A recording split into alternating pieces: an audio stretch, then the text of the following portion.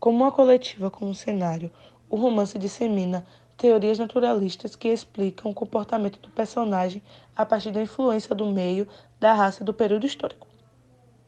Uma alegória do século XIX do Brasil, ao ser lançado em 1890, O Cortiço teve boa recepção da crítica, chegando a obscuros escritores do nível de Machado de Assis. Isso se deve ao fato de Aloysio Azevedo estar mais em sintonia com a doutrina naturalista, que gozava de um grande prestígio na Europa. O livro é composto de 23 capítulos que relatam a vida em uma habitação coletiva de pessoas pobres na cidade do Rio de Janeiro. O romance para melhor entendimento da peça de interpretação do Brasil no século XIX. Evidentemente, como obra literária, ele não pode ser entendido como um documento histórico da época, mas não há como ignorar que a ideologia e as relações sociais em O Cortiço eram muito fiáveis. Quando foi publicado pela primeira vez, em 1890, O Cortiço teve uma resposta positiva da crítica, até mesmo de escritores do nível de Machado de Assis.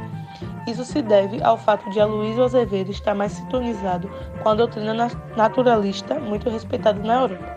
O livro é dividido em 23 capítulos, cada um deles retratando um dia de vida de um pobre que morava em uma coletiva, no Rio de Janeiro. O romance tornou-se uma chave para a compreensão do Brasil no século XIX. Evidentemente, como obra literária, ele não pode ser interpretado como um documento histórico da época, mas é impossível negar que as ideologias e as relações sociais apresentadas em O Cortiço estavam longe de ser realistas. O romance O Assento, do escritor francês Émile Zola, que prescreve um rigor científico na representação da realidade, teve maior influência na obra de Aloysio Azevedo. O objetivo do método naturalismo era fornecer uma crítica completa e consciente de uma realidade instável. Zola, neste caso, Aloysio, combatem a degradação causada pela miscigenação como princípio teórico. Como resultado, os romances naturalistas são constituídos por espaços onde pessoas de diversas etnias vivem no exílio. Esses espaços estão transformados em personas românticas. É o caso do Cortiço, que se propaga na obra mais do que os personagens que ali vivem. O narrador compara o cortiço a uma estrutura biológica, um ser vivo que cresce e se desenvolve, aumentando suas daninhas e determinando o caráter moral de quem habita o seu interior. Mais do que apenas empregar os preconceitos do naturalismo, a obra retrata as práticas oitocentíssimas do Brasil.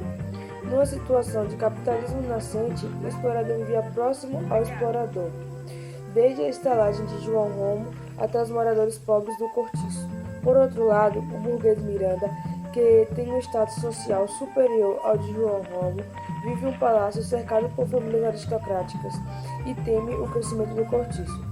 Como resultado, o Cortiço pode ser considerado apenas um romance romântico, mas também um símbolo do Brasil. O autor naturalista tinha uma tese para respaldar sua história. O objetivo era demonstrar como raça e história definem uma pessoa e leem a sua degradação por meio de obras literárias. O trabalho está sendo usado para apoiar um ponto de vista. Aloysio procura demonstrar a mistura de raças em um meio que resulta em promiscuidade sexual, degradação moral e degradação humana total. Mas, além disso, o livro levanta outras questões cruciais para pensar o Brasil que ainda hoje são relevantes, como a enorme desigualdade social. Bom, e temos também o espaço, que são dois explorados na obra. O primeiro é o cortiço, montado de casebres mal arranjados, onde os pobres vivem. Esse espaço ele representa a mistura de raças e a promiscuidade das classes baixas. Funciona também como um organismo vivo. Junto ao cortiço estão a pedreira e a taverna do português João Romão. O segundo espaço, ele fica ao lado do cortiço. É o sobrado aristocratizante do comerciante Miranda e de sua família. O sobrado, ele representa a burguesia ascendente do século XIX. Esses espaços fictícios são enquadrados no cenário do bairro de Botafogo, explorando a natureza exuberante local como meio determinante. Dessa maneira, o sol abrasador do litoral americano funciona como elemento corruptor do homem local. Com isso, essas são as duas áreas do trabalho que são exploradas. Olá, me chamo Estela, sou portuguesa e sou casada com Miranda. Temos uma filha, a Zulmira. Nos mudamos para o Cortiço tem pouco tempo. O Miranda e eu dormimos em quartos separados e eu vivo em adultério.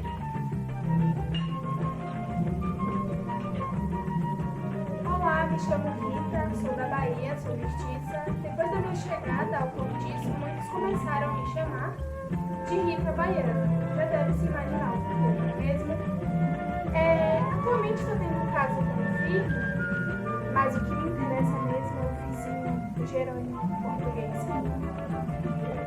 Ô Rita, me diz o porquê você tem características assim diferentes? Olha, eu tenho características assim porque a minha mãe é neguinha e meu pai é português assim, como você. Então, todo lugar que a minha mãe me levava, ela tinha que levar certidão de nascimento também, porque ninguém acreditava que ela era minha mãe. Bom, desde o início da colonização do Brasil, a miscigenação é intensa. Então, a maioria dos colonizadores portugueses que vieram eram homens. Eles mantinham relações com mulheres indígenas ou escravas negras.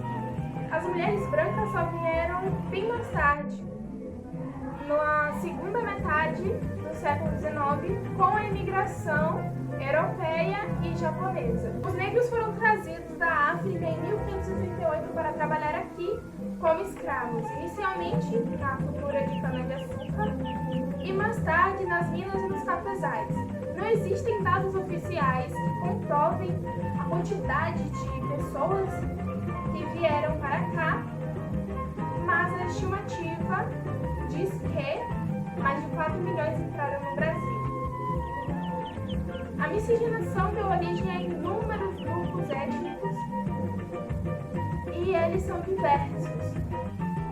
O fato de a base da população brasileira ter sido criada a partir da intensa miscigenação do branco português com mulheres negras africanas e indígenas nativas ajudou a construir a ideia de ausência de racismo no Brasil, de harmonia entre as etnias e de ausência de conflito, o que é o contrário da